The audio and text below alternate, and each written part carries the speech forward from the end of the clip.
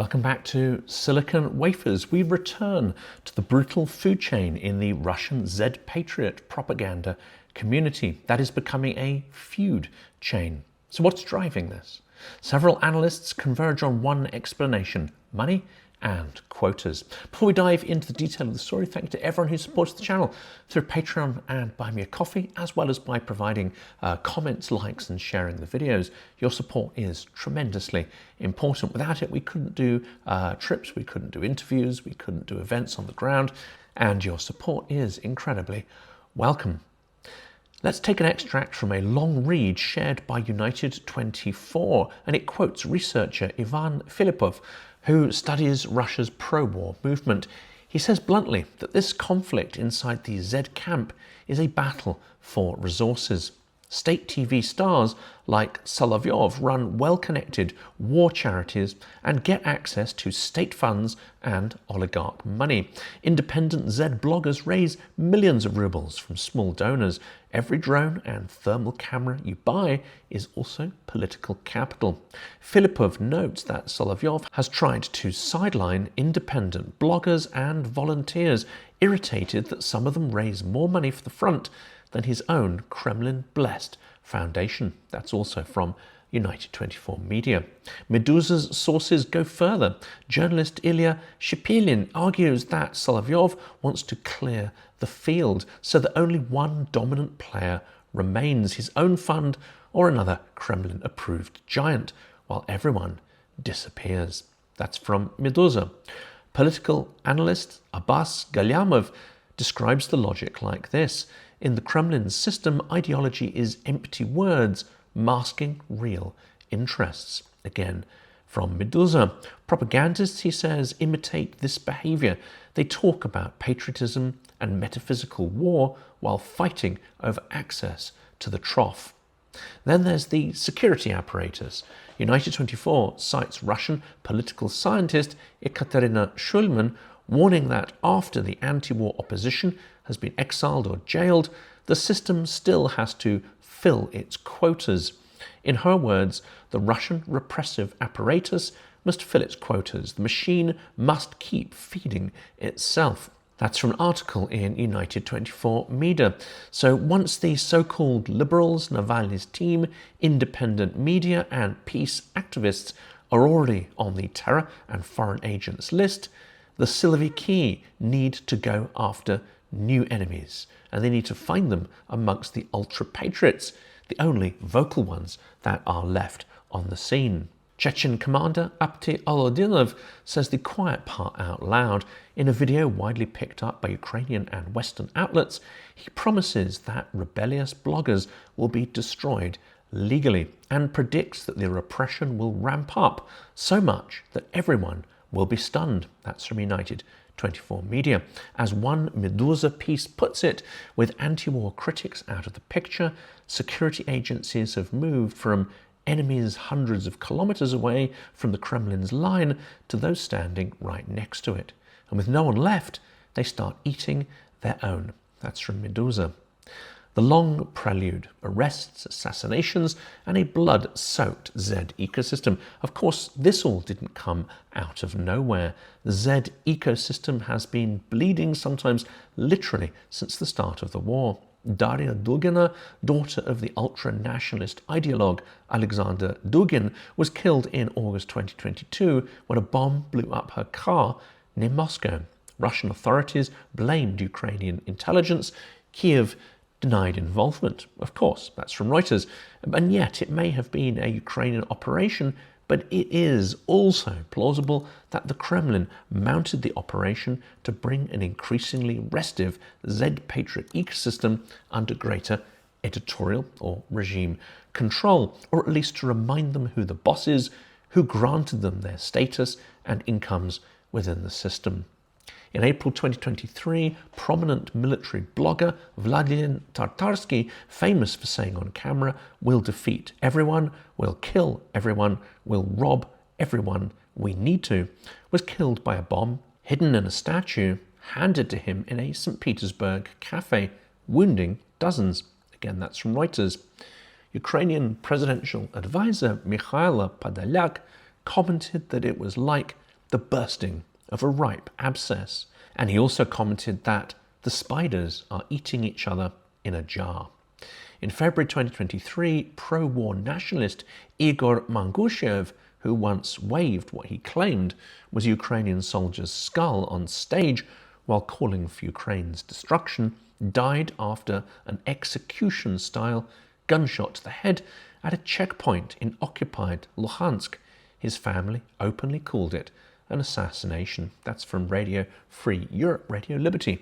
In May 2023, nationalist writer Zakhar Prilepin was badly wounded and his driver killed in a car bombing near Nizhny Novgorod. Courts later handed the suspect a life sentence. Russian investigators said that that suspect had acted on Ukrainian orders. That's Reuters reporting, but again, who knows the real truth?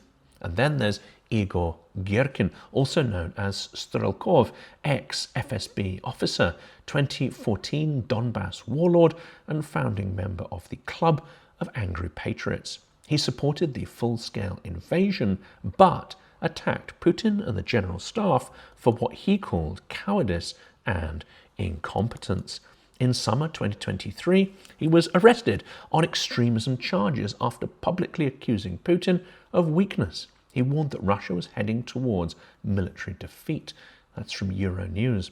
All of this, assassinations blamed on Ukraine, car bombs, execution-style shootings, prison terms for nationalist war heroes, created an atmosphere where Z figures constantly talked about betrayal, traitors in the rear, and shadowy plots.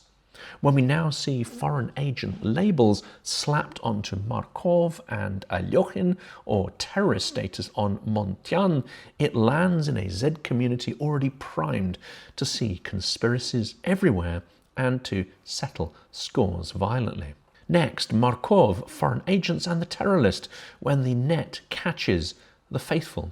Let's circle back to Sergei Markov because his case shows how blurred the line is between trusted pundit and enemy of the state. Markov is a long-time pro-Kremlin political analyst, the kind of talking head who went on foreign channels to explain that Putin is one of history's great men and that Russia is simply defending itself. That's from The Guardian. In summer 2025, he was quietly added to the Justice Ministry's register of foreign agents. The regional outlet OC Media reports that the trigger may have been his lobbying around Azerbaijan at a time when Moscow's relationship with Baku suddenly soured. Markov's public response was almost comic. He insisted there must have been some sort of misunderstanding. That's from United 24 Media. It reminds one of the 1930s, how many faithful communists may have uttered the same phrases as they were being dragged into the basement of the Lubyanka. Meanwhile, on the terrorists and extremists list, the one originally built to target Navalny, ISIS and jihadists, we now see not just opposition figures like ex-PM Mikhail Kasyanov and economist Sergei Guriev, but also Z propagandists like Montyan. That list allows the state to freeze accounts, cut people off from the banking system, restrict travel, and mark them as legitimate targets for harassment. Montyan is probably the first openly pro-war Z blogger to land there, but almost certainly not the last. That's from Meduza. And Kremlin watchers are acutely aware of the echo of earlier eras. Ukrainian and Russian commentators alike talk about a late Stalin dynamic. The purge machine keeps going long after the original enemies are gone. So is this regime decay or just authoritarian housekeeping? This is the big question. Is the Z-Patriot civil war a sign of the system cracking up or just the next stage of consolidation? Some analysts urge caution. Meduza quotes political scientist Ivan Preobrazhensky, who argues that these fights are chiefly over propaganda budgets allocated by the Kremlin and the Ministry of Defense, plus the struggle for audience share, not evidence of a true elite split. That's from Meduza. He and others stress that the repressive apparatus remains loyal and that as long as First Deputy Chief of Staff Alexei Gromov controls the TV levers, that centre still holds and very much firmly holds behind the regime, but others see real risk. United 24 and The Guardian coverage both link the crackdown on pro-war figures to a broader sense of insecurity. Reports that Putin fears another coup after the Wagner mutiny, growing pressure from sanctions and oil price caps, and a sense that the war is grinding Russia down economically and militarily. When the system starts eating people who are ideologically closer to Putin than even the average general or governor, it tells us two things. First, the ideological space is shrinking. Even tactical criticism of the way the war is run from the ultra-hawkish side is now considered dangerous. There is no patriotic opposition, only executioners and future victims. Number two, the security organs are fully unleashed. Once prosecutors, FSB and Fin monitoring learn that anyone can be a foreign agent and anyone can be labelled an extremist, then there's no institutional reason to stop. This is, as Katarina Schulman put it, the machine must keep feeding itself. And as Filipov notes, when even fanatical Z volunteers start discovering that justice in Russia is selective, well, it's grimly amusing, and it is also quite ironic. Why should anyone outside the Russian Telegram swamp, however, care about a bunch of fascists and propagandists turning on each other? First, because it tells us how far Putin's propaganda state has gone. The entire spectrum is now within the blast radius of foreign agent designations, extremism and terrorism labels, fabricated fraud charges, bombs, car bombs and assassinations. The message to Russian society is there is no safe way to be political, no safe way even to be an advocate of the regime or a true advocate of the war.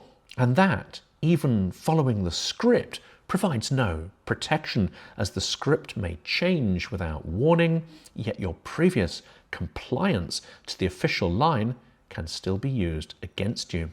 Second, because this internal civil war weakens the Russian war machine in subtle ways. Volunteer logistics networks are afraid to fundraise. Frontline units are losing access to drones and kit that would have been brought through by those same volunteer networks. And Chechen commanders and Moscow propagandists feuding instead of coordinating, squabbling over resources and status. It certainly distracts from the war effort. Ultra-nationalist veterans like Gherkin are sidelined or jailed instead of being used as a shock reserve. Well, that's the view of Nova Gazeta Europe. Well, all of this doesn't magically end the war, but it makes Russia's system more brittle, more paranoid, and more prone to bad decisions. Third, because it demolishes one of the Kremlin's favourite myths abroad, that the only extremists in the story are in Kiev or amongst Western Russophobes. Here we see the reality, a regime that generates extremism, nurtures it in fact, and exploits it, and then shoots it in the back of the head when it becomes inconvenient. For Ukraine and its allies, the lesson is simple. Don't bet on good patriots inside the system solving anything. Don't necessarily bet on a civil war of principles if all the fights we're seeing are actually over resources within Russia. Do keep tightening sanctions, however, especially on oil and on the elites who finance this horror, because we can reduce that pool of resources available to the propagandists, and we see how they behave when that happens. They turn on each other viciously. And we also must keep supporting Ukraine militarily so that when the Russian regime does fracture, whether it is quietly and behind the scenes or in a real civil conflict, then democratic states like Ukraine will triumph, will get to set the terms for the future, and not the Z-Patriots, the turbo-nationalists, and the genocidal fascists and propagandists.